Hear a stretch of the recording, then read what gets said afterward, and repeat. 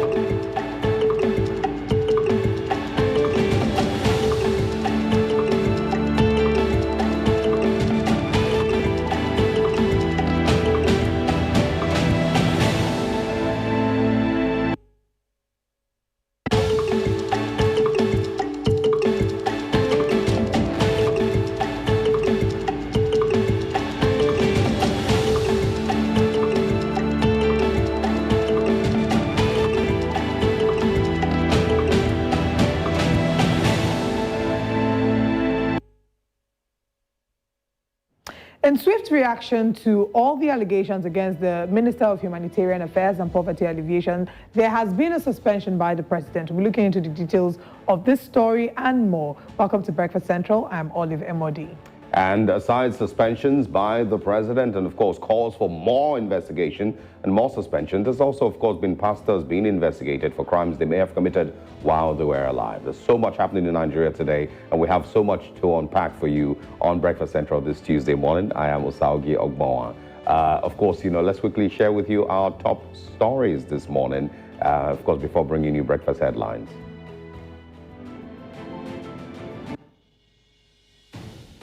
Tinubu suspends Better Edu, EFCC invites minister. We're looking into this and what exactly this might mean. And of course, in the Labour Party, more drama as Doyin Okupe dumps the party for his personal reasons. And away from that, updates we have from Abuja is that gunmen abduct 10 persons again. Godwin MF, the $1 billion naira in damages. Jasiri launches on News Central TV, a brand new all-women show. We'll talk more about this later. All these and more on Breakfast Central. Now let's bring you breakfast headlines.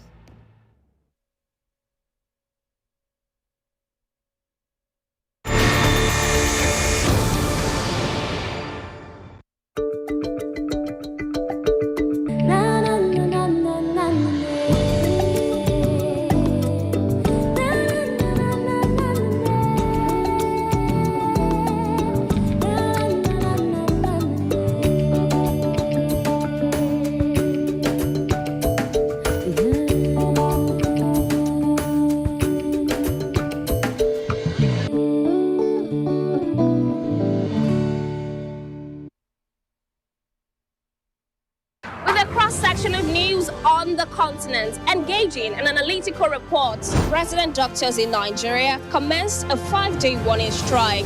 Queues have hit the major cities in Nigeria, bringing you authentic stories as they happen. I am Adeshewa Olushoga. This is News Central.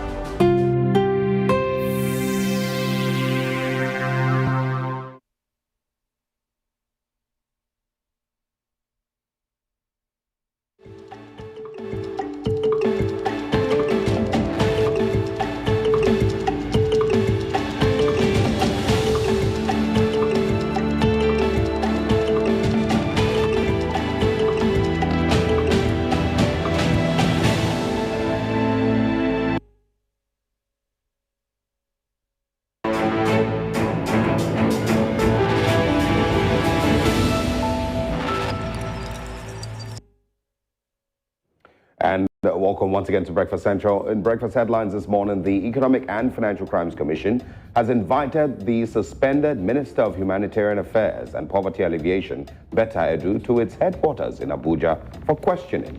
Now, this followed her suspension from office by President Bola Tinubu over allegations of a controversial 585.189 million naira grant payment to a personal account On Monday, the president suspended the minister with immediate effect and ordered the EFCC to investigate the activities of the Ministry of Humanitarian Affairs and Poverty Alleviation. The decision was conveyed in a statement by presidential spokesperson Ajuri Ngelale. Away from there, now let's move to the FCT, where we have updates that the Federal High Court in the Capital Territory has declared the prolonged detention of the former governor of the Central Bank of Nigeria, Godwin Emefiele, without trial as a flagrant violation of his fundamental rights. The court also slammed the 100 million naira fine against the federal government and the Economic Financial Crimes Commission. It also restrained the federal government and its agents from rearresting or detaining Emefiele without a court order, and the judgment was given in a fundamental human rights suit filed by the former CBN governor following his prolonged detention in the custody of the Department of State Services. Of course, follow up and see where that leads. Moving on, the Supreme Court in Nigeria has dismissed the appeal by the People's Democratic Party and its candidate in the Benue State governorship election, Titus Uba. The governorship election petition tribunal and the Court of Appeal in Abuja had affirmed the election of Hyacinth Allah as governor of Benue State. Uba, who was rather not pleased with the judgment, approached the apex courts for redress. Allah of the All Progressive Congress was declared winner of the state's governorship election in March 2023. Allah, who is a Catholic priest, was also given a certificate of return by the Independent National Electoral Commission, INEC. Still staying in Benue State, following the rise in kidnapping and armed robbery attacks along the Naka-Makurdi Road in Benue State, where several travelers have been attacked and stripped of their belongings. The traditional ruler of the Naka community has called on the state government to order an intense military operation to dislodge the bandits and kidnappers from their enclaves. The following, of course, this followed a visit by the special advisor to the Benue State governor on security and internal affairs, accompanied by hundreds of hunters and members of the State Vigilante Corps. And now moving away from Nigeria, but still in West Africa, authorities say the death toll from a petrol tanker explosion in central Liberia has risen to 74. The new figure is sharply up on the previous toll of 40 dead from the 26th of December disaster. Witnesses say people clambered into the lorry to try to collect petrol, leaking from its tank after it crashed and tipped into a ditch along the road in Totota, which is, of course, about 130 kilometers from the capital, Monrovia. On Sunday, President George Weah declared a national week of mourning for the victims and their families. On Monday, the West African nation's chief medical officer, Francis Kate, says some of the victims turned to ashes, and authorities are working, or rather on updating the death toll. Unfortunate updates there. But now let's move to something that looks more exciting. Chad's new intent on pay to help others in the country. Success Masra told State TV that he's given up his salary, which will be devoted entirely to a social scholarship for the 23 provinces. He adds that he has a mission and a privilege to serve the Republic. A transitional legislator, Bede Tolomi, also says he would give up 50% of his salary and donate the rest to orphanages. It is not clear how much top government officials in Chad earn, and as such, information is closely guarded. Before his appointment earlier this month, Masra was a staunch opposition leader who challenged the administration of military leader Mohamed Derby. And that's all at this hour on Breakfast Central. Breakfast headlines. We'll go back to Breakfast Central after this very short break.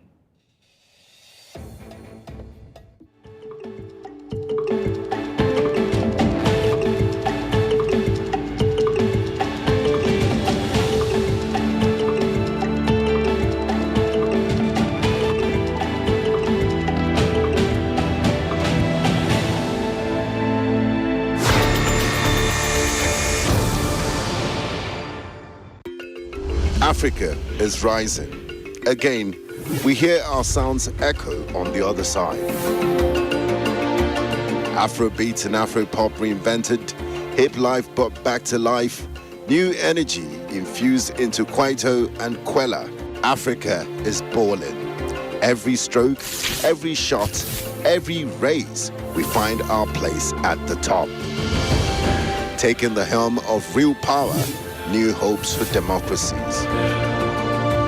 A breed of entrepreneurial tigers, audacious storytellers, and a promising generation raring to go. Truly, Africa is rising. And this is where the stories that define our continent live. Africa needs its own storytellers, people who understand the continent because they're from it. People who know that news is more than just a conversation starter, it's our stories. Because these stories run deeper than headlines and segments. It's about digging deeper to get the facts and telling the human side of every single story, not just the echoes from foreign headlines and perspectives. It's time to take back our narratives and share them in our voices. The birth of Africa's New Age reporting, and this is where it begins, right here at News Central TV, with stories that put Africa first.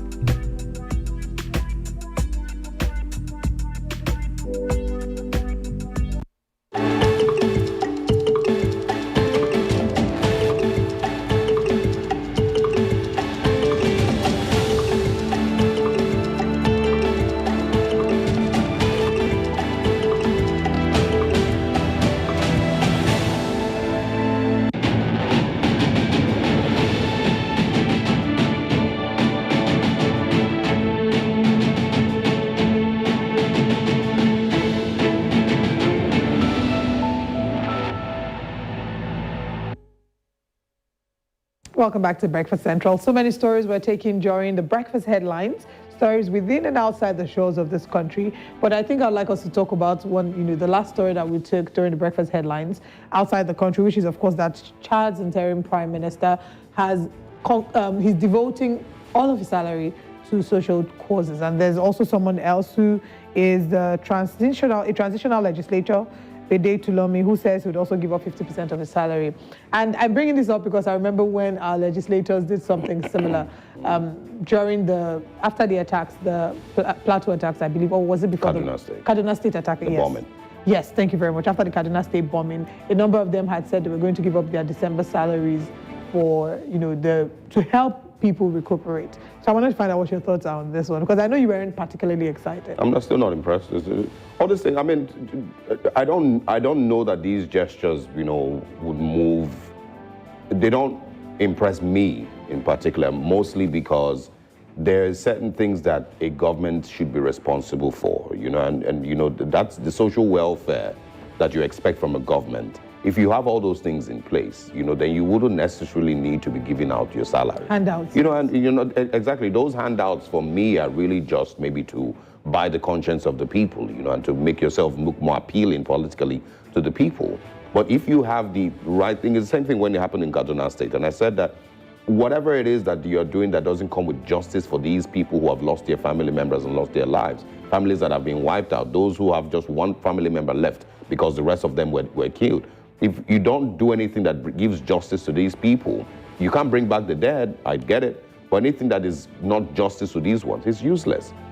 You're not giving them your salary every month. You're going to give him once, right?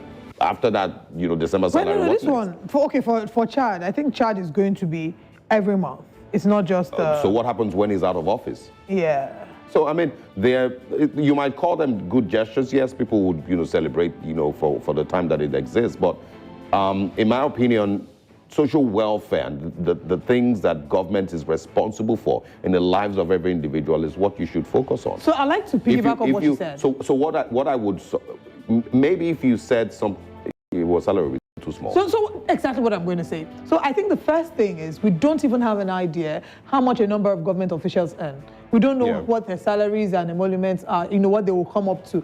Beyond their salary, some of them, the salary is the least of the income that they receive. The allowances are a lot more. So first of all, I think the first thing is open it up.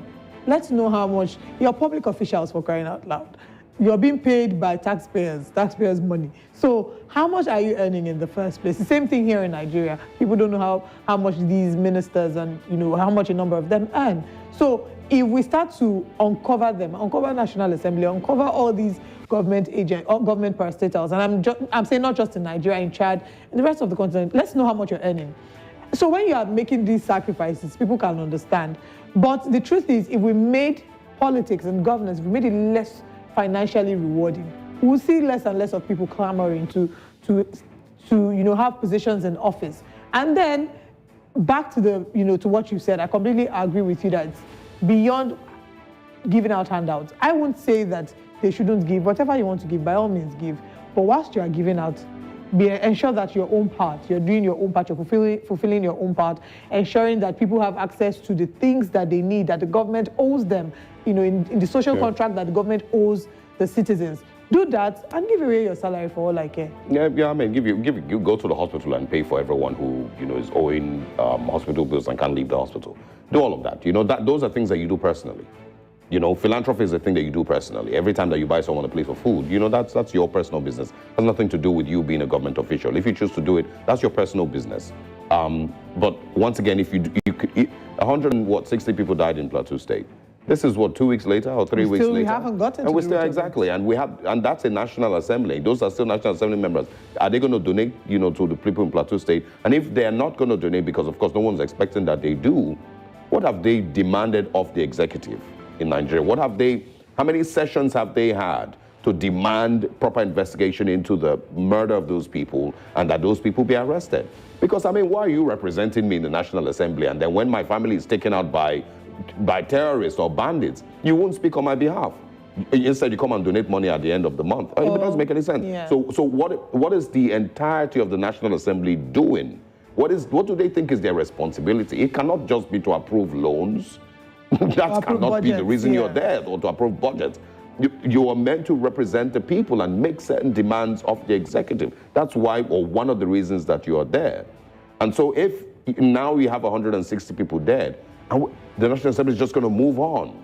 Yeah. The presidency was very swift with his response to Betta Edu. I wish that he would have been as swift with his response to the killings in Plateau State and the killings in Kaduna, the Kaduna bombing. But there's more that we're going to be looking at this morning. Let's talk about some politics here in Nigeria.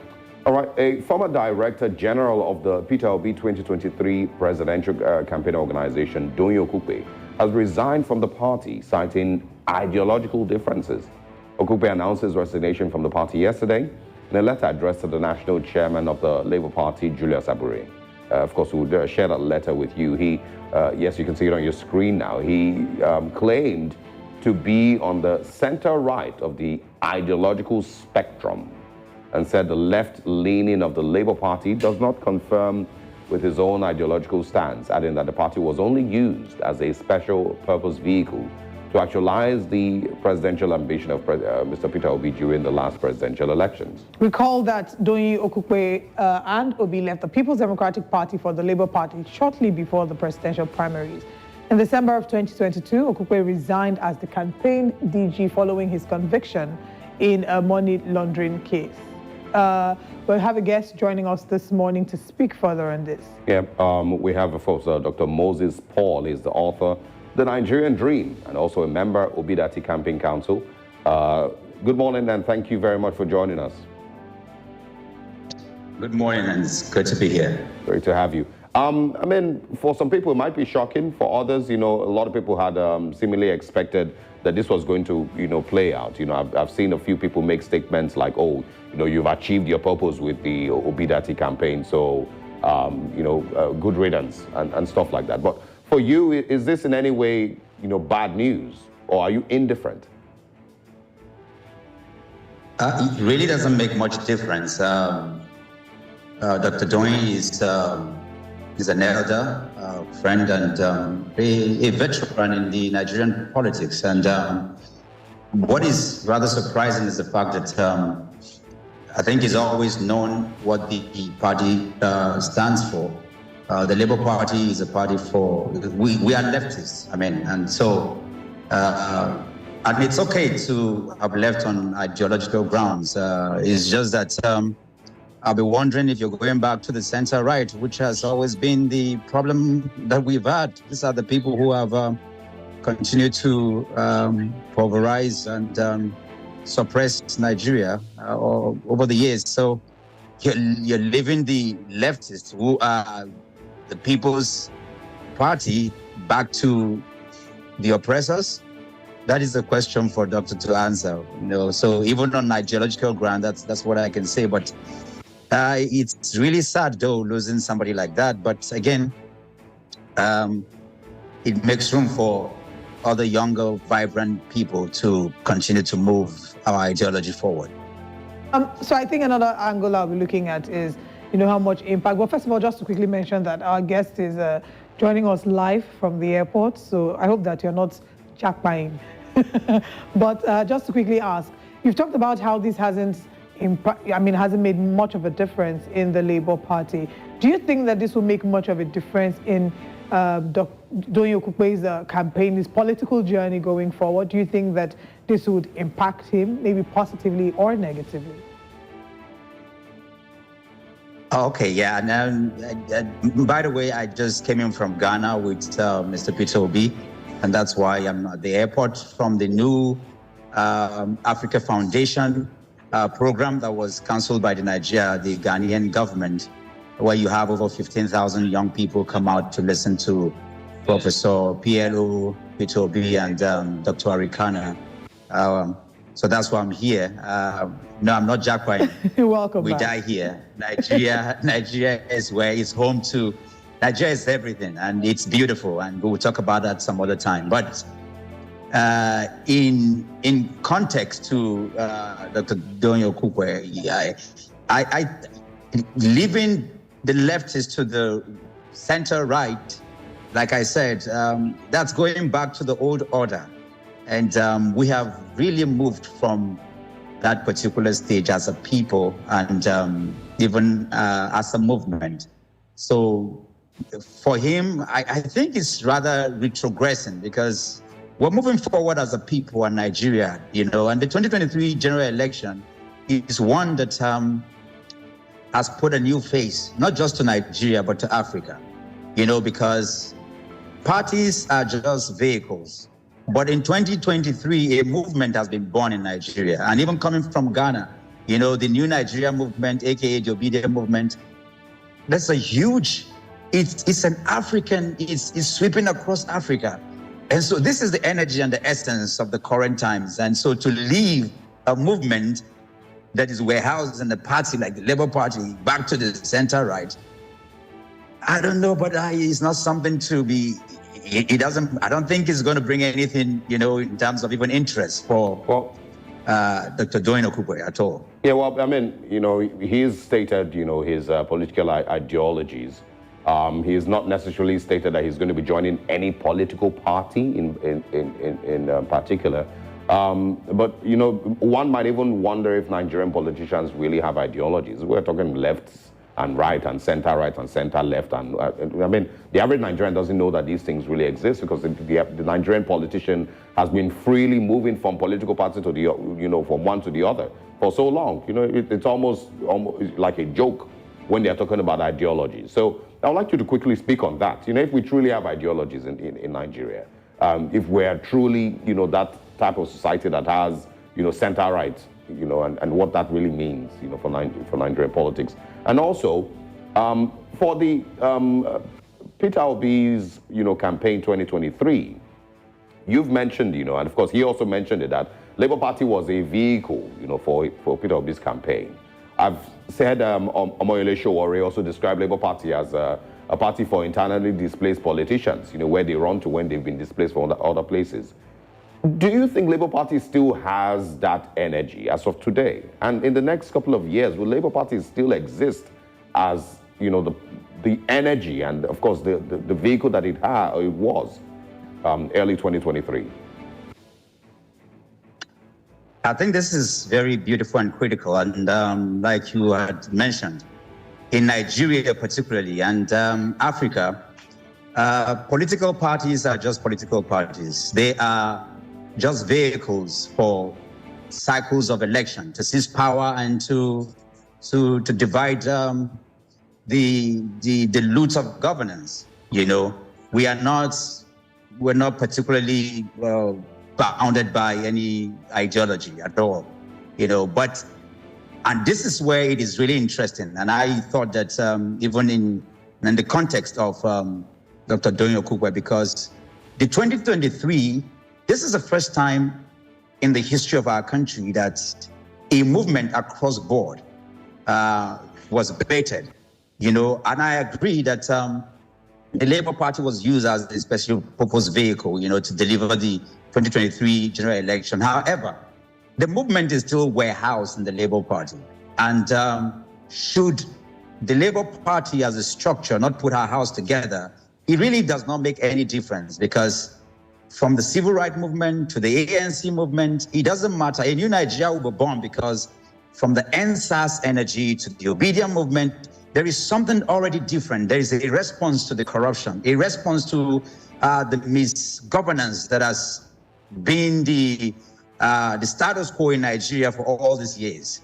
And so the fact that the movement has already been born, regardless of whatever vehicle that it decides to use, definitely a new Nigeria is going to be born. And this is what is most important. And like you rightly also said, this is what Nigerians are about. You know, for the masses, they just want, and it is particularly hinged on the character, the frugality of the man called Mr. Peter Obi, as it is right now. And this is the beauty of it.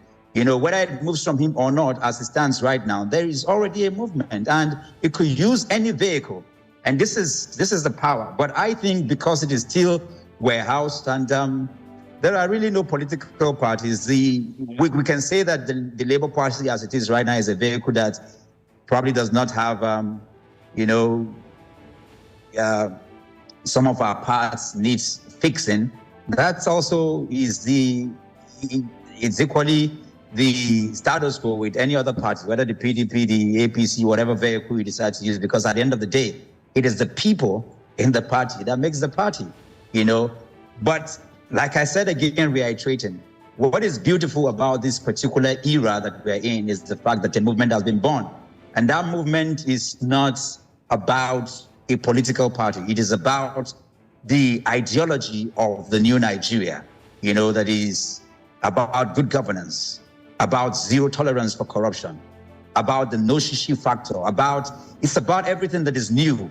You know, we just want a working Nigeria, not a Nigeria that explains away, you know, our inabilities, like with the killings and the corruptions and the things that are going on. That's the new Nigeria that is on the block right now. And so, regardless of party affiliation, the Obedient movement is made up of people from APC, PDP, so it's much bigger than the political party. And this is very important to explain, you know, for the Nigerian people.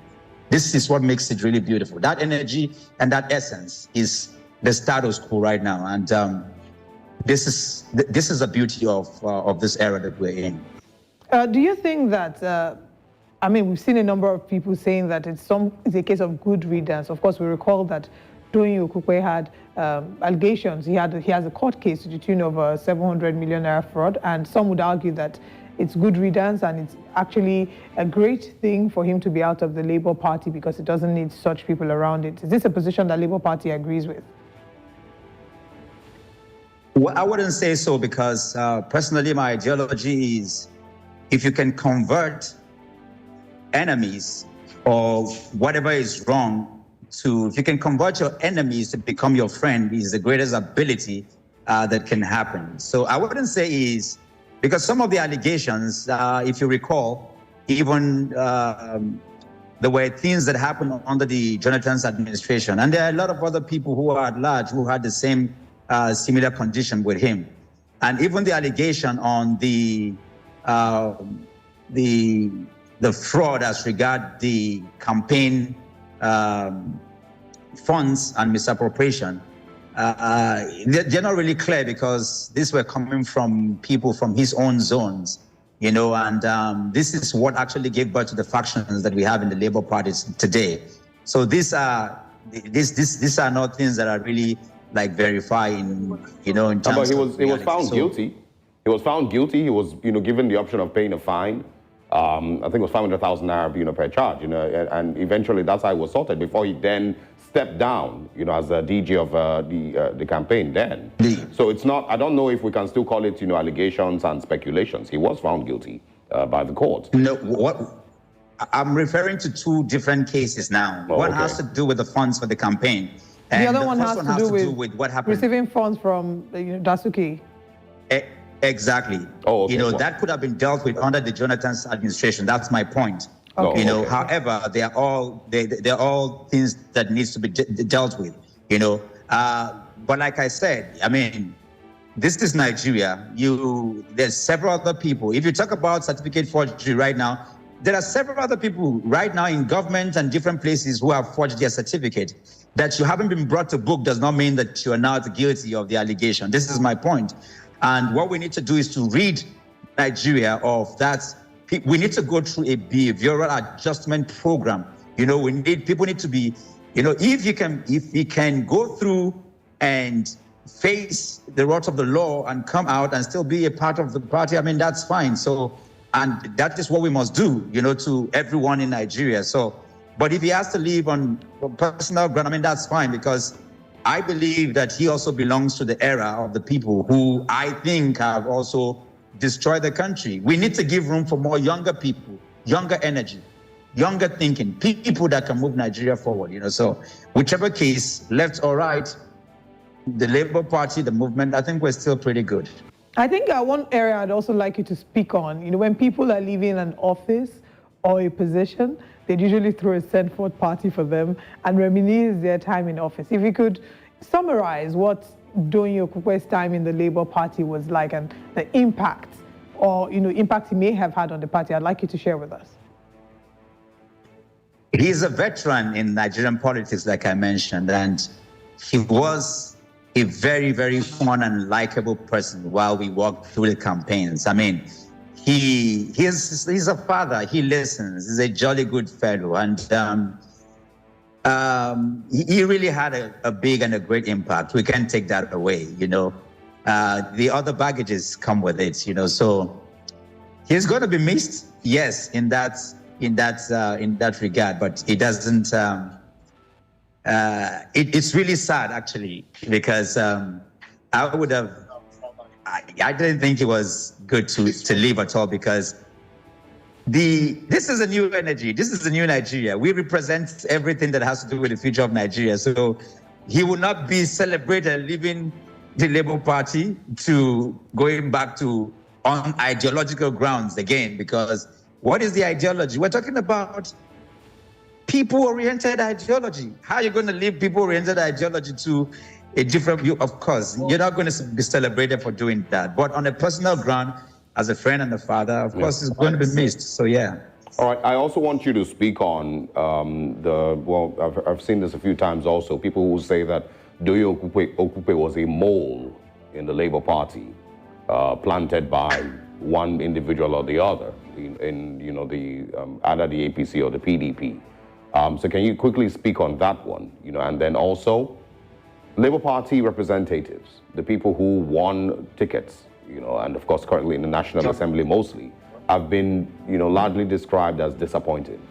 They haven't stood for the Nigerian people. They haven't had a different opinion from the current government. They haven't in any way been vocal, at least, like the Nigerian people expected, the people who voted them there.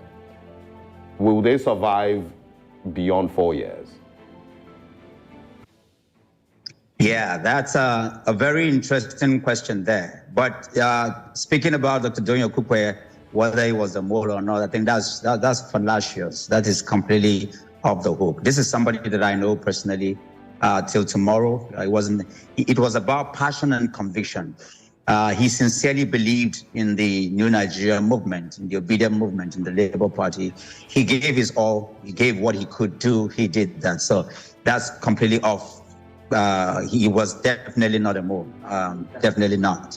As regards those representing the Labour Party in the red and in the chambers, there are a few that are still holding forth and doing pretty good. But yes, I completely agree that for many of them that are there, they do not represent our ideology. They're not they're not standing forth for why we put them there.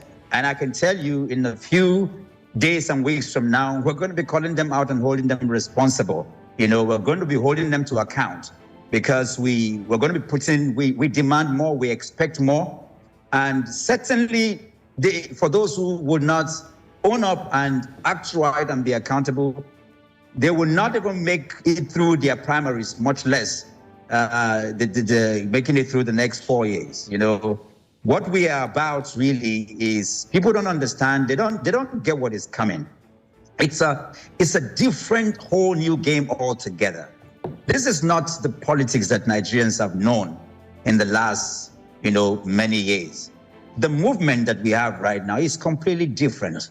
We're not about, what we want is governance. What we want is a working Nigeria. We're not even about, we want the rule of law. We want civil service reform. We want to see human capital development projects. We want infrastructure. We're here for the long haul and the long term. It's not just about these frivolities and some of the interventions that are even going through. We want people who will stand for what they believe, people who will go through the hogs, not people who are just there for their stomach infrastructure. So I can assure you, as a movement, we're going to flush all of them out, those who are not, properly standing right now. We're here for the long haul. This is not, it's not a sprint. It's not even a marathon. All right. We're here for the rest of our lives. Mr. Moses. Let's actually, we're hoping to see the people being held to account like you've promised. But let's quickly ask about this. Peter Obi and other African leaders, such as Julius Malema of South Africa, Patrick Lumumba of Kenya, and Dr. Arikana of Zimbabwe were at the Igniting the Voice of Africa convention. So talk to us about what happened there. This was, of course, hosted by New African Leaders, the New Africa Foundation, as a platform for African leaders to reflect on the continent's developmental trajectory. So give us some sort of brief as to what exactly went on, the highlights on the activities there. Yes, of course. I know you know by now that the event was cancelled by the Ghanaian government because for the different reasons, of course, November is Ghana's election, and some of the organizers, young, vibrant, energetic, articulate Ghanaians who have formed part of the New Africa Foundation, are also people who have been encouraged by particularly the candidacy of Mr. Peter Obi in Nigeria in the 2023 general election. These are business young people who have who are doing very well, and now they're also looking towards governance. So we arrived there.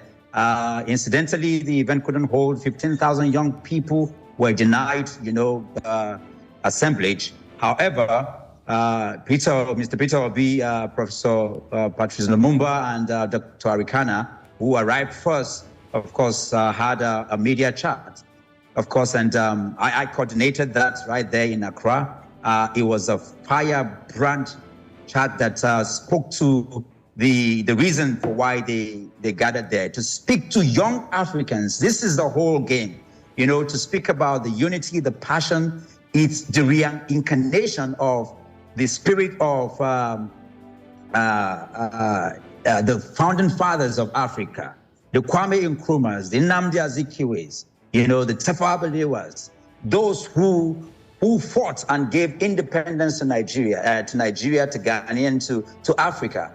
It is a time to reignite that passion and that energy, and to rekindle the spirit of Africa, to take Africa from this quagmire of doldrum to a new state completely, where we can have a superpower state in Africa, because it doesn't matter who we are as individuals. It doesn't matter who we are as a people. All over the world, individual Africans are doing very well, from science to arts.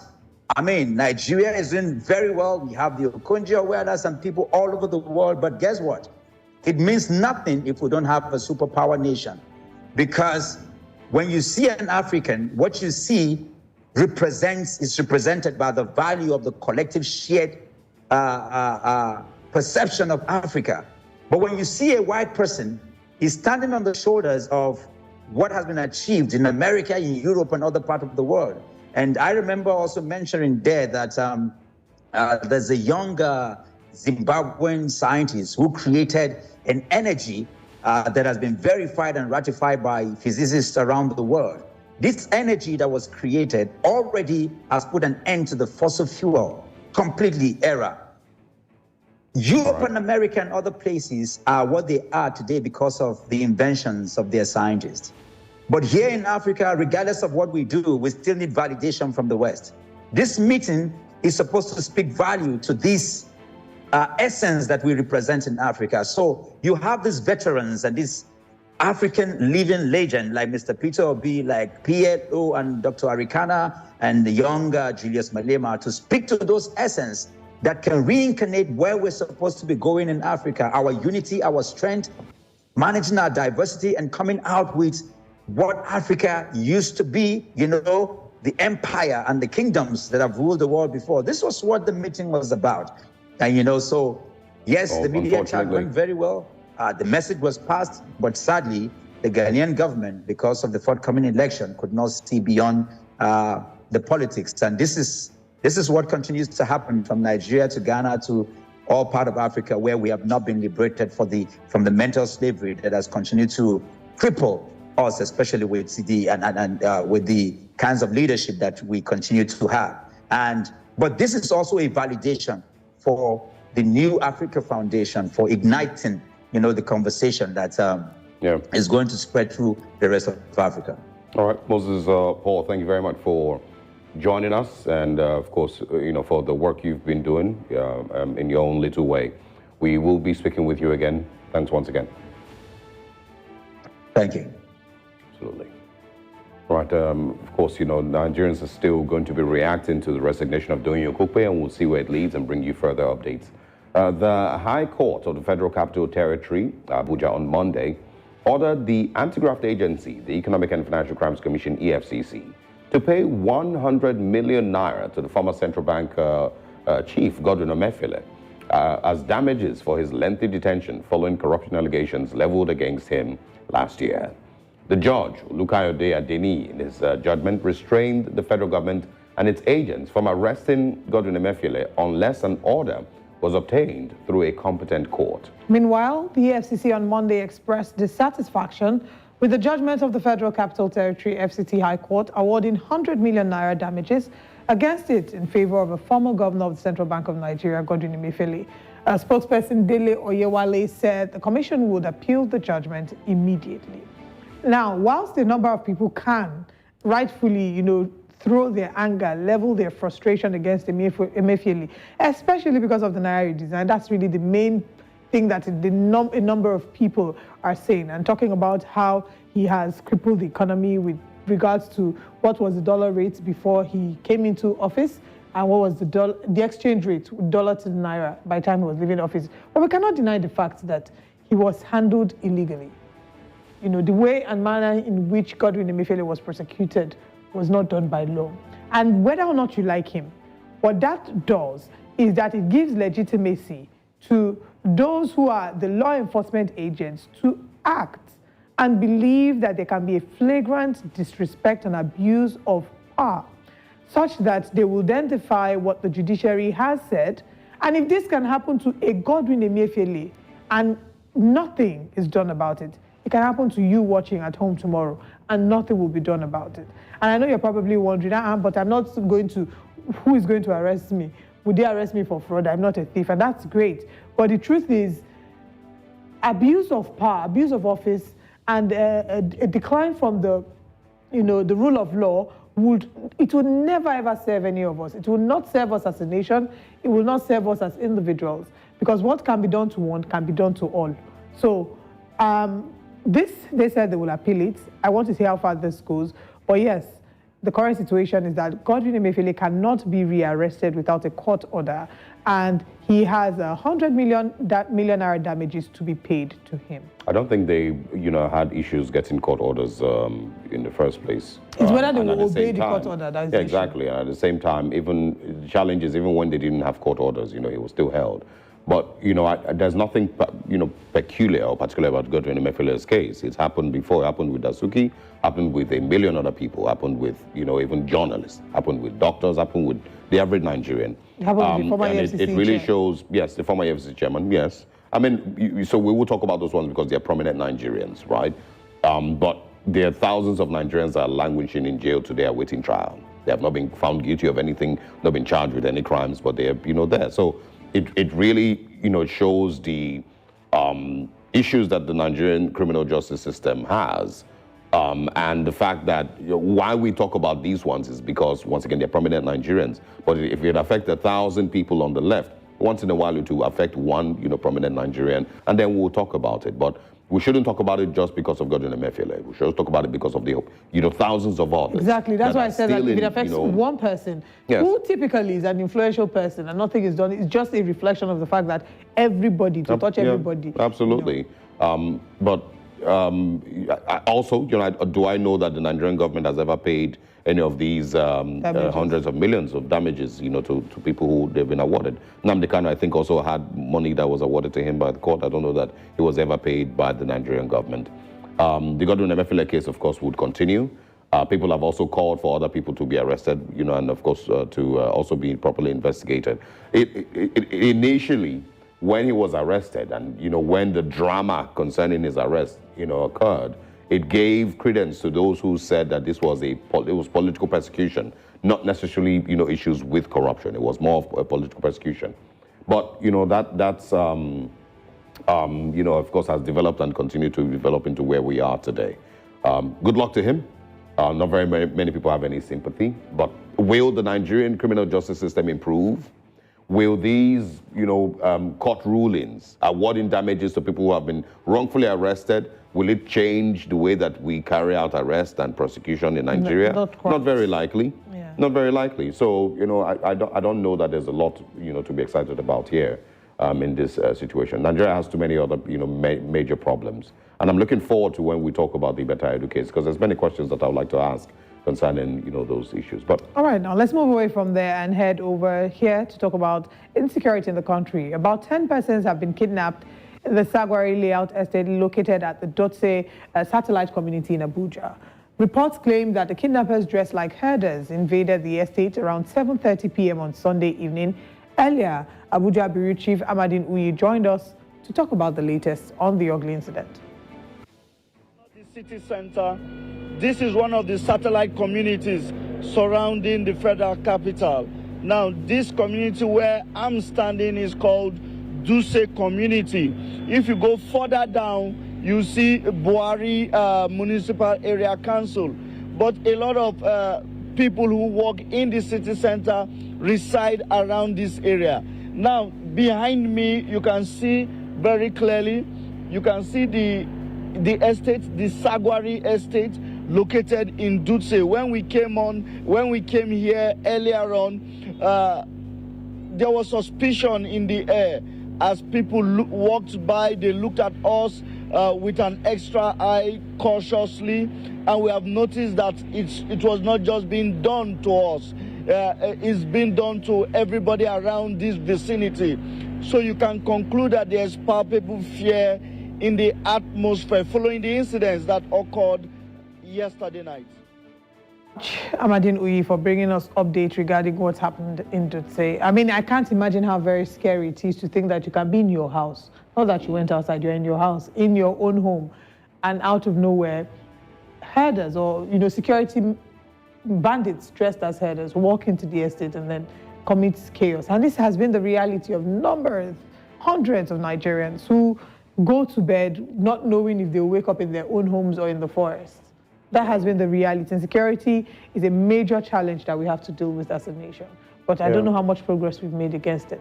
No, well, I mean, I can't say. So, but I fear that, or I'm worried mostly because I feel like we're getting to the stage where, the average Nigerian's prayer with regard to security is simply a pray it doesn't happen to you.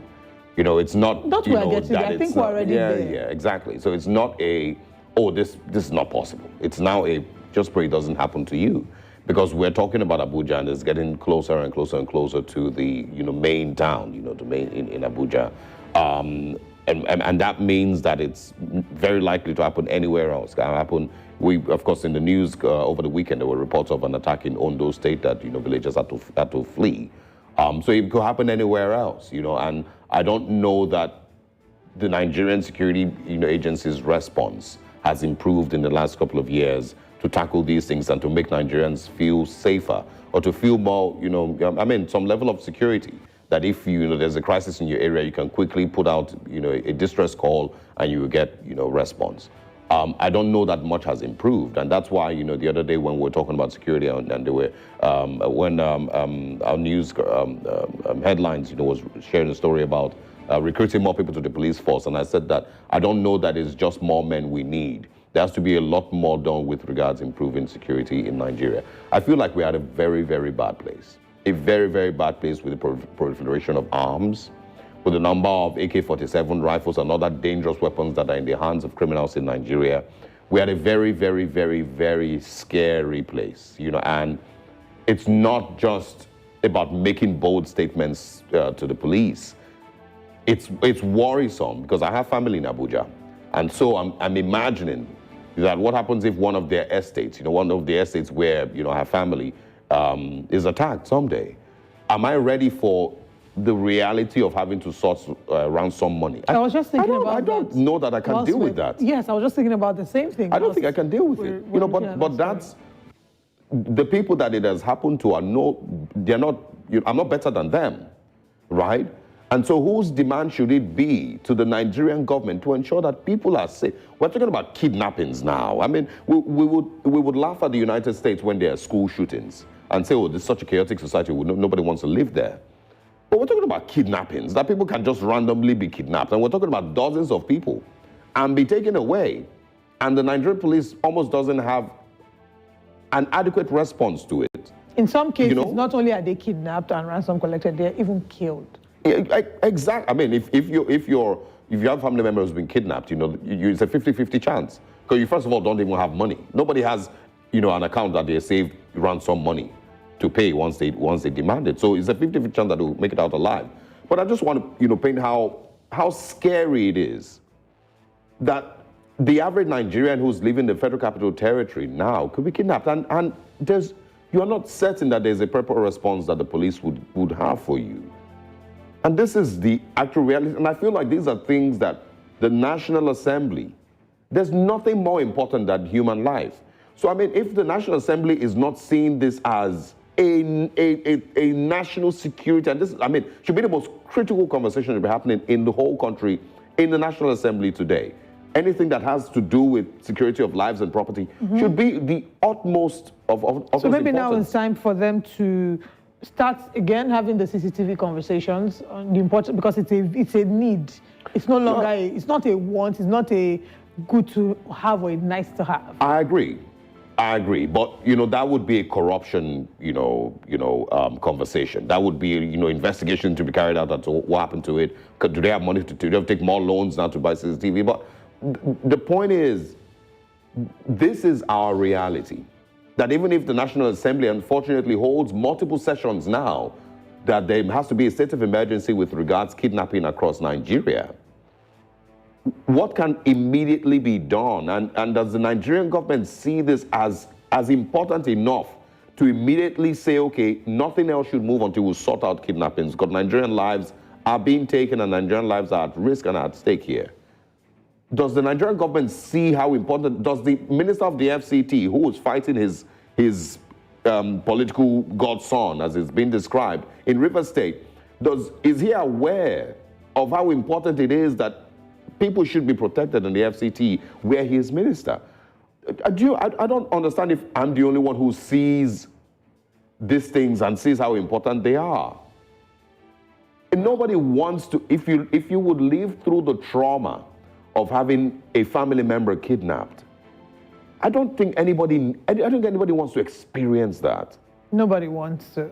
But it's the unfortunate experience and the reality of a number of Nigerians who don't know where their next, where they will be the next day, because you wake up, you go to bed, and, kidnapping has become the new trade of the day. People have to now provide their own security. But that is unfortunately the situation that we hope that the Minister of the FCT, Nyesom Wike, realizes that he has a lot of work to do and can, let go of the politics in Rivers State to focus on safeguarding the lives of the citizens in Abuja.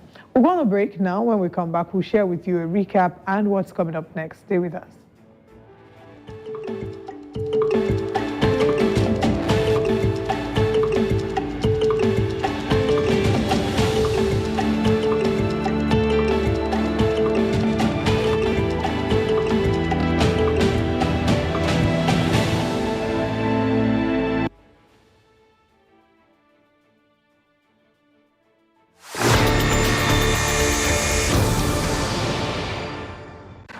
cross-section of news on the continent, engaging in analytical reports. Resident doctors in Nigeria commenced a 5-day warning strike. Queues have hit the major cities in Nigeria, bringing you authentic stories as they happen. I am Adeshewa Olusoga. This is News Central.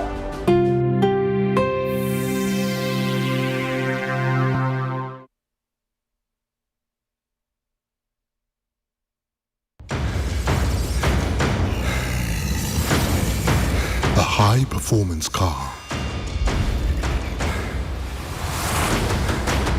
is like a high-performance athlete.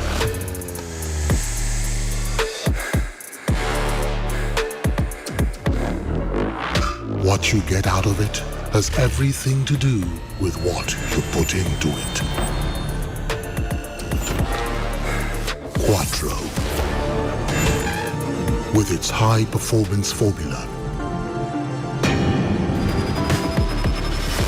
it's designed specifically to ensure engine cleanliness.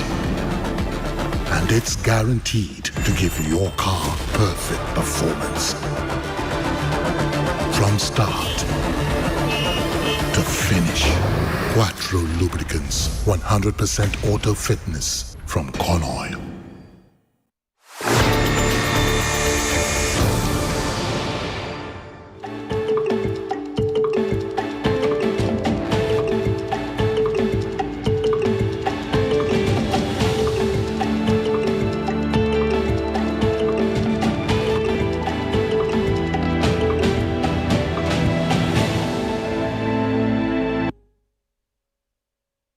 Welcome once again to Breakfast Central. It's been a very interesting morning here.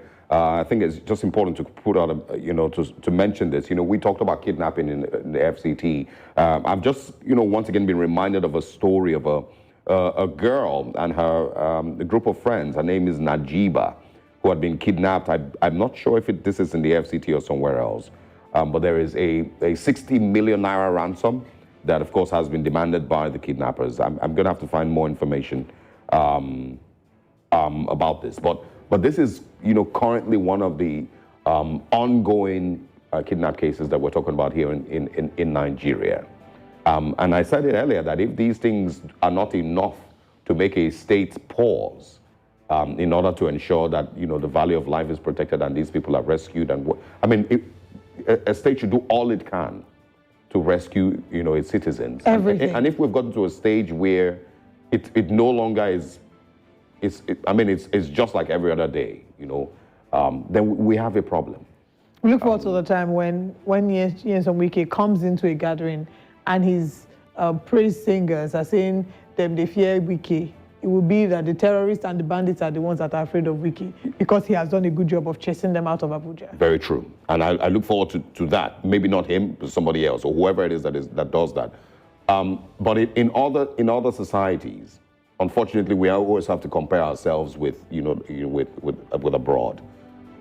When there is a situation like this, there is expected to be like a 6-hour police report, address by the FCT minister. We're getting updates regularly. Exactly. You continue to get updates, on where the case is, whoever needs to, join hands in investigating and in providing information. You don't do that here. Nigerian lives almost do not deserve that level of urgency and response from the police, from the FCT minister, from whoever it is that is in charge of security in that state. And it's painful. It's very painful. So, once again, her name is Najiba, and her friends, I believe, I'm going to have to get more information on the story.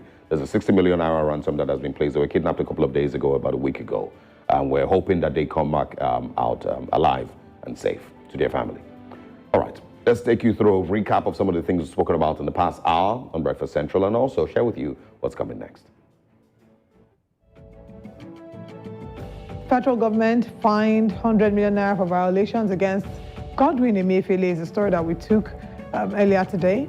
And a leap of faith, Doyin Okupe dumps Labour Party, citing different political ideologies. 10 persons abducted in FCT, the residents panic. It's not looking good there. We're hoping that the minister of the FCT will sit up and do the needful. Let's share what's coming up next on Breakfast Central. Suspension, investigation and fraud allegations in the Ministry of Humanitarian Affairs. And right next we have the newspaper front pages. Stay with us.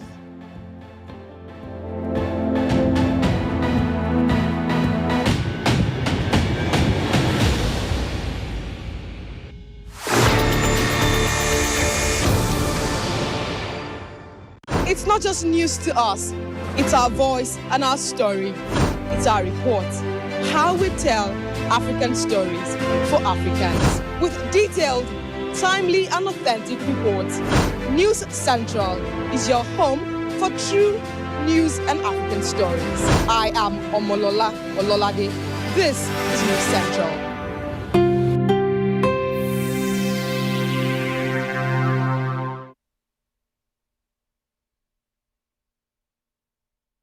Africa needs its own storytellers, people who understand the continent because they're from it. People who know that news is more than just a conversation starter, it's our stories. Because these stories run deeper than headlines and segments. It's about digging deeper to get the facts and telling the human side of every single story, not just the echoes from foreign headlines and perspectives. It's time to take back our narratives and share them in our voices. The birth of Africa's New Age reporting, and this is where it begins, right here at News Central TV, with stories that put Africa first.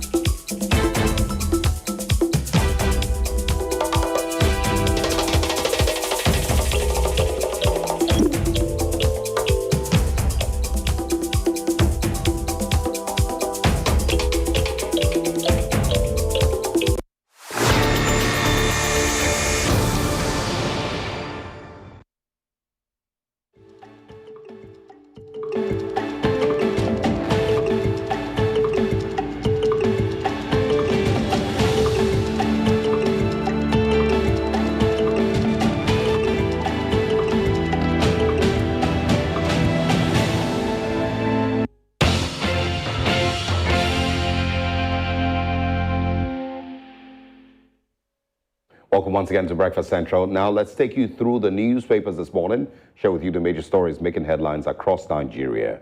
We, of course, are going to be kicking off with the Nation newspapers. And also, just to quickly introduce our guest who will be joining us, Ikechukwu Amechi, the publisher of the Niche newspapers. He will be joining us to review these stories. Kicking off with the Nation this morning, Better Edu faces EFCC grilling more than all the catfish in Lagos this weekend. What's grilling?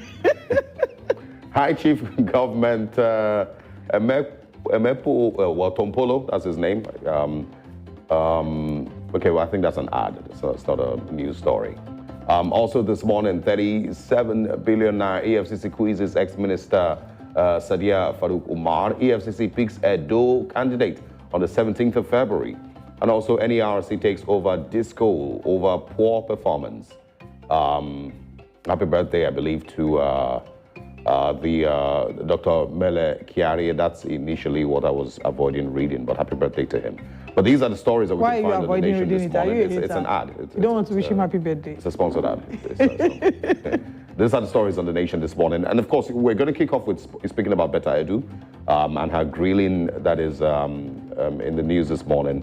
Mr. Amechi, what are your thoughts on how this has played out so far?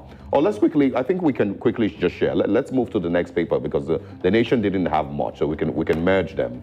The Guardian, of course. All right, on the front page of the Guardian newspaper, we have the big story there. Of course, everyone's talking about 585 million humanitarian scandal. What a headline. EFCC quizzes embattled Edu, others as anti-graft uproar heightens. Obi deplores huge borrowing, profligate spending on luxury.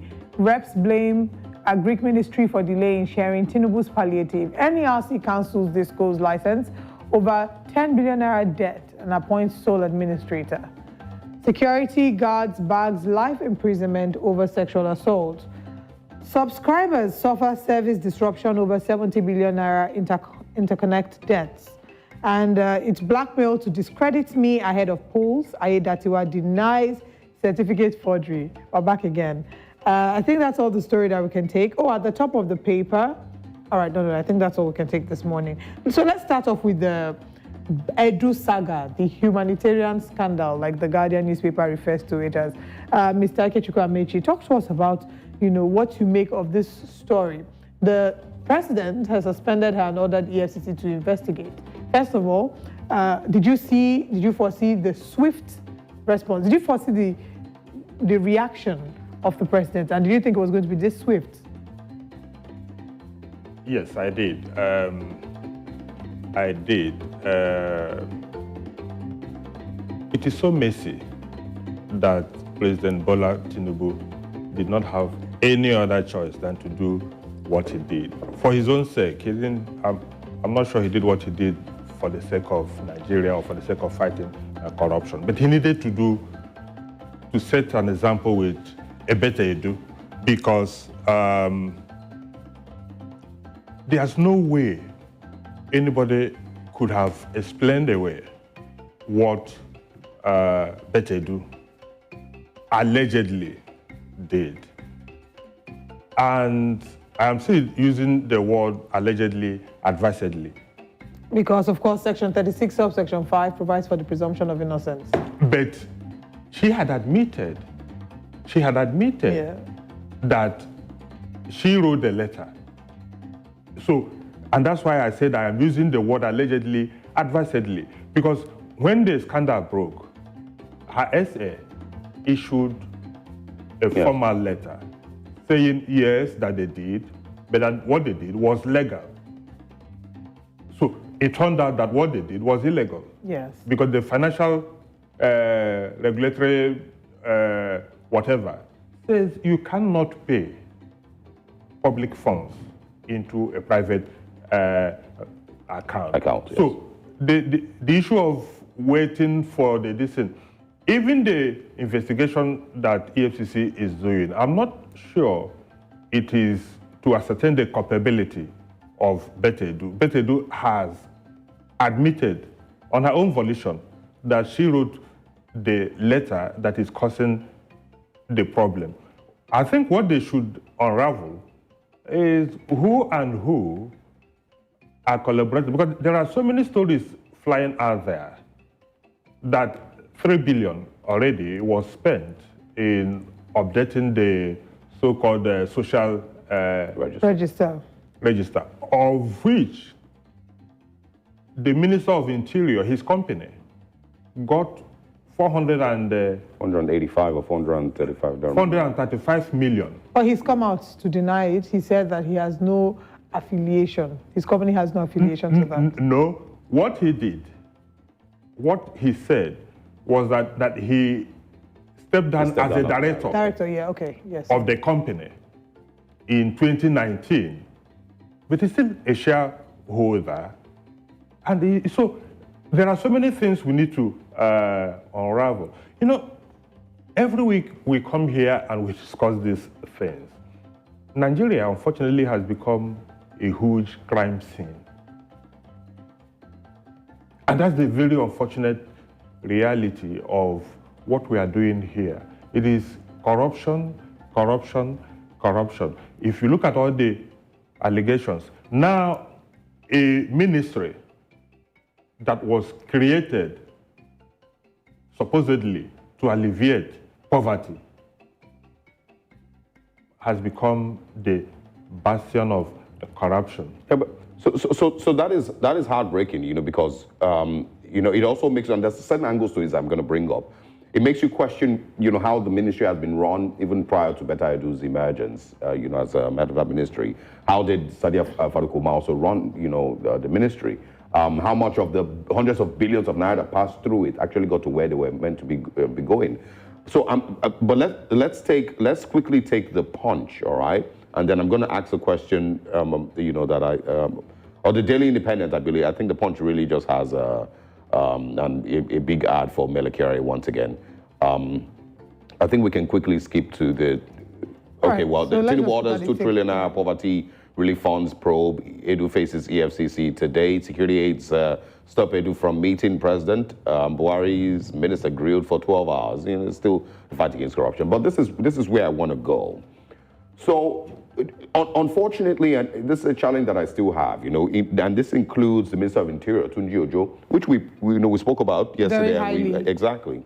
So the challenge that I have with all of these sensational stories is nobody seems to be asking, do we fight corruption if documents don't leak? If we didn't see the document, and I can't remember where it came from, the document revealing her letter to the Accountant General, does it mean that nobody will be talking about Betta Edu today?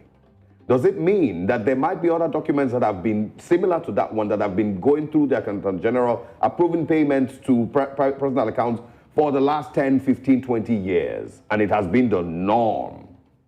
Because for her to do that, it means that it must have happened before. Does it mean that if those documents don't leak, Nigeria doesn't fight corruption? That's why I said Nigeria is a huge crime scene. See, there are many things going on that you don't get to know. Don't forget, as you rightly pointed out, of course, the memo that Betta Edu wrote to the Accountant General of the Federation was leaked. Yeah. And if you read her first comment on that, she was accusing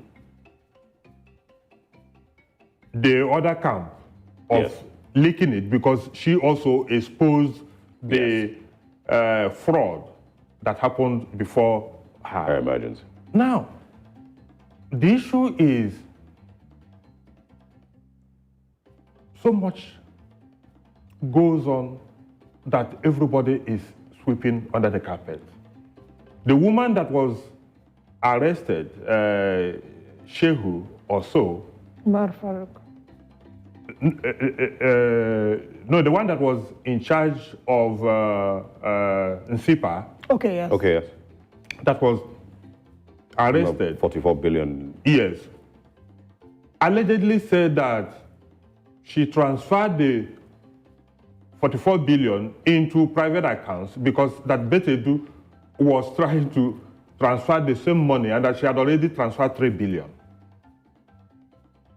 So it then means that these things are going on. And that is even also where the Accountant General of the Federation, at what point did she remember that what Betedu was asking her to do is wrong? Was wrong, and that's exactly what I'm saying. So it means that if that document didn't leak, at what point those things would fly? Because if she had actually advised Betedu when she got that memo from the now suspended minister, if she had actually told the minister, no, what we are doing is wrong, I don't think that Betedu would have had the guts to say that what she did was legal. Exactly. And also, I think that is also a reflection of what is happening in these ministries. For you to have the, the confidence to come out boldly and say that you didn't flout any laws, that means this must have been the practice. Exactly. Maybe not just even with her, her own ministry. Maybe in other ministries as well. But like they say in Nigeria, now who them catch be thief.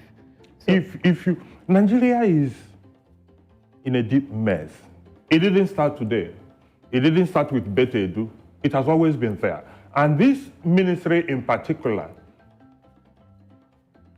seems to be a huge slush fund ministry. Because you almost, I don't know that there's proper auditing for the Humanitarian Affairs Ministry. And so you almost cannot checkmate or cross-check that if this ministry has spent 500 billion naira in the last 8 years on palliatives, on IDP camps, on whoever it is that they've been sharing money to, you can't check that those monies actually got to those people, or that the companies that they assigned to handle those things. There's nothing. So and that's why I keep saying that. So if documents or memos don't leak, we're not fighting corruption. Nobody is able to reject these things. And it's the same thing with Tunji Ojo. So it means that nobody's going to ask how many other times his company has received payments from ministries across Nigeria. As a sitting minister. As a sitting minister. These contracts were awarded when these guys were sworn in barely 2 or 3 months ago. Yes. Then the contracts were awarded. They said they had executed it. Don't forget, Betedu told us that these payments will be made directly from the central bank to the beneficiaries. So what happens exactly to the so-called social register? Exactly. What? So it's a mess.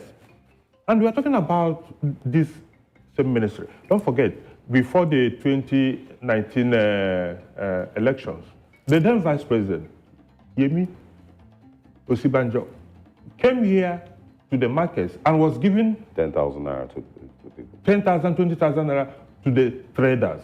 Who accounted for those monies? Sadiq Umar said she fed students who were on holidays, spent about 2 billion feeding them. People have asked that question. Who did you feed during the lockdown? And one would have thought that with the drama surrounding Sadia Umar Farouk, that better care would have been taken. Better didn't do better. We had hoped that they would have been able to pay particular attention to that ministry, and that to avoid situations like this reoccurring. But I don't want us to dig even deeper, because we do have. Better couldn't have fared better because it is a reign of impunity. Right. Because they have always got away with this impunity. It's only that this one just got so bad, so messy, that the president couldn't have done otherwise. Because if he had looked away, Nigerians would have, of course, tainted his government. It already has, but it would have tainted it even further. That's a story that, we're going to look further into this as well. I don't want us to focus solely on this. Let's look at the Daily Independent newspaper. On the front page of the Daily Independent newspaper are some of the big stories that we have this morning. Of course, we're going to be seeing, can we please have of course, it's once again talking about the EFCC. Right, great. 585 million naira scam. EFCC summons suspended Minister of Humanitarian Affairs. Uriwa says Tinubu's action, right step in the right direction. Tinubu's action consistent with law, not questionable, according to Uzodinma. Is that, are they asking? Probe must establish intention to defraud or ignorance, says Sagi. We never discovered 100 fake profs in Nigeria's varsity systems, according to the NUC. Khan stages peace walk to Plateau Government House over killings. Federal government activates automated passport application for Nigerians. Kogi government appoints new Ohinoi, deposes 3 monarchs. Governor Bello dissolves state ESCO, retains some members. Obi asks federal government to show what it did with 7.3 trillion naira borrowing. Laments pattern of huge borrowing and profligate spending. 100 million naira over rights violation. That's, of course, for Godwin Emefiele. And the final story, yeah, I think that's all that we can take this morning. So I want you to react very quickly to the 100 million naira slammed against the EFCC for violating Godwin Emefiele's rights, and then we can maybe touch on Obi asking federal government to show what he did with 7.3 billion naira borrowing. Trillion naira borrowing. Trillion, rather. Well, the Emefiele story, we will see how it goes. But of course, I think the EFCC also gave an indication yesterday that they were going to appeal that ruling. But all I can say is that, look, Nigeria should be a country governed by law. That even when somebody is accused of having committed a crime, there are laid-down procedures for doing things. You can't just pick up a man and lock him and throw away the key for 3 months or more. Don't forget, Buhari also did it in the Dasuki Gate and kept him away, even when the courts ruled that, look, let this man, grant him bail. He was kept there for almost 2 years. We cannot, there must be, this is a democracy that ought to be governed by laws and not by strong men, the whims and caprices of strong men. I think that's, for me, that's what the judgment is saying. It's not the question of whether Emefiele is guilty or not guilty. The issue is that it's fundamental human rights. The laws of the land say that even when you arrest somebody, you keep him for so long and take him to court. And if the court says, grant this man bail, you give him bail. Yeah. It's as simple as that. That's what our law says. And therefore, you can't take it upon yourself to be the judge in your own case. So I think that's the thing the judge was trying to say. But like I said, EFCC said they will appeal, and yeah, they will appeal. So let's see how that goes. It is something with Nnamdi Kanu, it's something with people out there being locked up. The courts will give ruling, and nobody will obey. All right. Quickly speak on the other story, and then I need us to also go touch on somewhere before we wrap up. Okay, the 7.3 trillion borrowing. Again, we said this: you can't borrow money and use it for consumption. The issue is that the securitization of the ways and means is where this thing is coming from. Where was the money spent? On what offense? Still, luxury items, on consumption. It is not spent on any capital project that we know. Nigeria will continue to sink deeper and deeper into economic mess as long as we remain on that trajectory of borrowing money for consumption. Yeah. I think that's the point to be is making. And I think it is elementary economics. I don't know why our leaders don't get it. That a country in dire economic stress like Nigeria is right now should not borrow for consumption. In fact, should not even borrow. If we're going to dig ourselves out of the mess we are in, all this excessive borrowing must stop. Otherwise, we'll be digging deeper and deeper and deeper into the economic mess. Excessive borrowing for consumption must stop. You know, I mean, if you're borrowing, you know, for infrastructure, you know, borrowing to fix, you know, refineries or something, you know, it might make more sense than just borrowing to give palliatives out to people. But I want to ask a question, you know, a layman's perspective on Tunji Ojo's case. It's not, I don't think, is it logical to say that the company has been in existence for about 15 years, according to him. And the company is not going to shut down simply because he got into government, when he got into National Assembly or became minister. So how does this work? Is he meant to completely hands off the company, not be a director, not be a shareholder? And if his wife is the one who is now director, does that still make it illegal? Because the company is going to keep running, regardless of whether, or is it the channel through which, they are bidding for contract that is the problem? I think there are issues there.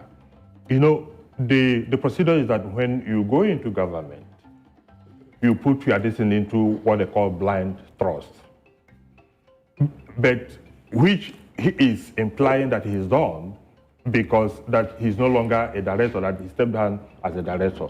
But of course, he's still a share holder. So you don't shut down your companies because you went into government. But other people run it. Yes. And you divest yourself. But I think the problem I have here is conflict of interest. Exactly. There is conflict of interest. You can't be a minister of the Federal Republic and a ministry is awarding contract to your company. How are we sure that he did not put in a word for his company to get that contract? Yeah, so that's what I'm asking. So if he takes his name off, now this is just trying to get clarity. If he takes his name off as director, removes himself from shareholder, the company is still running, right? If he makes, his wife is still director, even if she's not in office. The company is still allowed to bid for projects. If the wife is still his director, the wife is still related to him. Is it the relationship with the wife? Yes. What if it's a son? What if it's a cousin? It will still be the same thing. It will still be considered conflict of interest. There's a conflict of interest. So should the business shut down? No. No. But other people can do it. The contract can be awarded to other companies. But there's a conflict of interest there. You cannot take away the idea that somehow it is his person that influenced the award of that. And that, the benefits would also come to him. Exactly. Anyway, we need to go. Tunjuju will be fine, or not. Thank you very much for stopping by. We enjoyed this conversation. So this is the reality of where we are in Nigeria today. And we look forward to having more of them with you. All right, stay with us. We'll take a short break. When we come back, we continue this morning on Breakfast Central.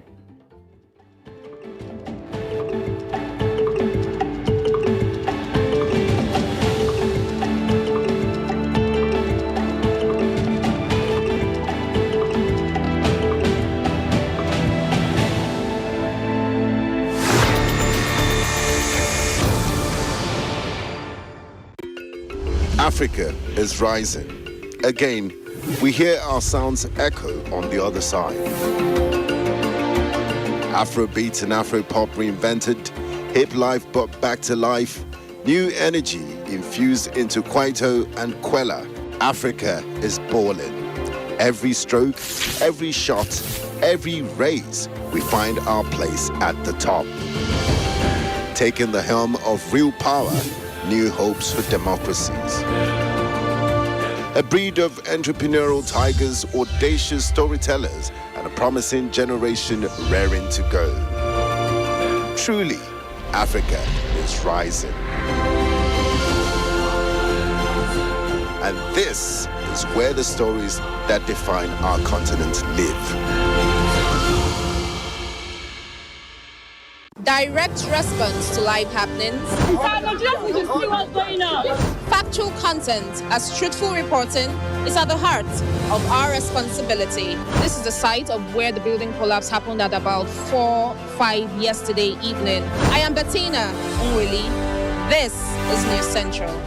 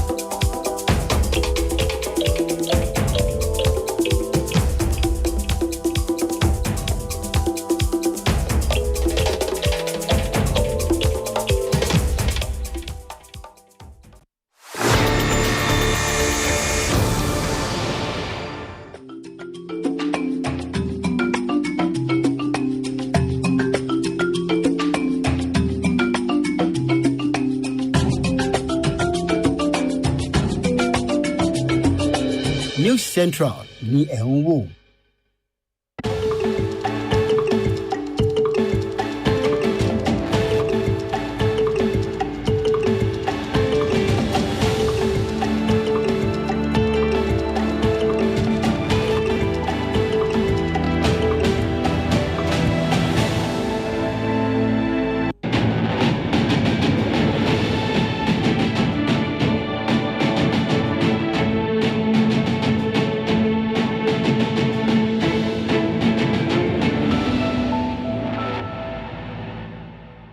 Welcome again to Breakfast Central. President Bola Tinubu yesterday suspended the Minister of Humanitarian Affairs and Poverty Alleviation, Betta Edu, following controversy over financial transactions she authorized in her ministry.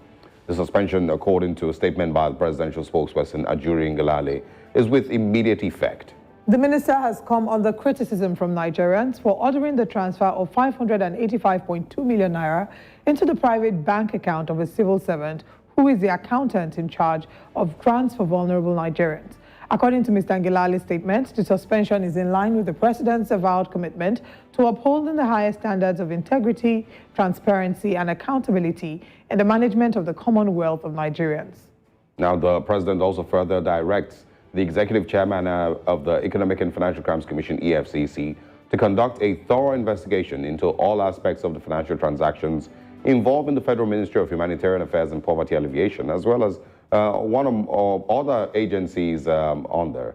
Our guest this morning is Mukhtar Mudibo. He's the Secretary General, Follow the Money International, and he joins us live from the Federal Capital Territory, Abuja. Good morning, Mr. Mudibo. Thanks for your time. Thank you for having me. Good morning. We hear the FCT is having security challenges, so we hope that you, of course, you stay safe. You know, some of these things come to an end very soon.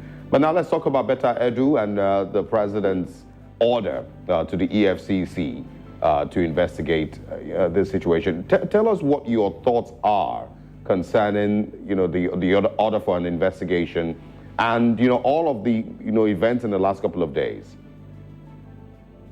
All right. So first of all, I think it's a sad reality for us that we're seeing this because, you know, as someone that has been advocating for women and youth inclusion, it has always been a thing for us to see women being part of government. But I mean, for us today, we've seen some track records playing on from Dizania Listen Madoke to Sadia Farouk, as well as now Betta Edu. You know, being women being part of scandals as well as corruption issues. So for me, I will say it's a sad reality, but what I will advise each and every one of us is to wait for the investigation to unfold and let's see what really transpired. But what the minister did, as well as the CEO of the agency that is under the minister, is illegal and is something to, is condemnable, you know, for us as Nigerians as well as taxpayers. Is it something to look at? I mean, you've mentioned that you're someone who advocates for more women and young people to be involved in politics. But we've seen scenarios before now. There have been men who have, of course, come under fire. Several men who have not been investigated till date. So is it really a question about her gender or the fact or that she's young? Should that really be the key focus here? As some would argue that there are men, most people who are involved in politics are men, and a number of them have come under fire for committing offenses that, or crimes till today, they've not been brought before a court of competent jurisdiction. You know, it's not about gender. Corruption affects each and every one of us. And for us to understand that this is affecting us, this money is meant for vulnerable people. Anybody that has a misconduct on the act of, you know, vulnerable people should be dealt with. It's not about being a man or a woman, you know. So why I mention the issue of gender is because, you know, over time we've not been seeing women being part of government. And now we've been advocating for them to be part of government, and some part of them are messing up. You know, for a woman like Betta Edu, like Dizania Listen Madoke and others, All they are meant to show is the competency of women, the capability of women, the capacity of women, not show the otherwise, right? So that's why I brought the issue. For other people that are not facing the court of competent jurisdiction for what they did, I think is something we all need to cry about, because the system is favoring others and is not favoring other people. And what the system is meant to do is to favor everybody. But for me, I am not here to talk about just the problem. I think we need to go back and look at legitimacy of how we employ this kind of people. Why don't we put ministers, a call for ministers? Let's look at competent people. Let's look at people that are smart and mobile that will do this.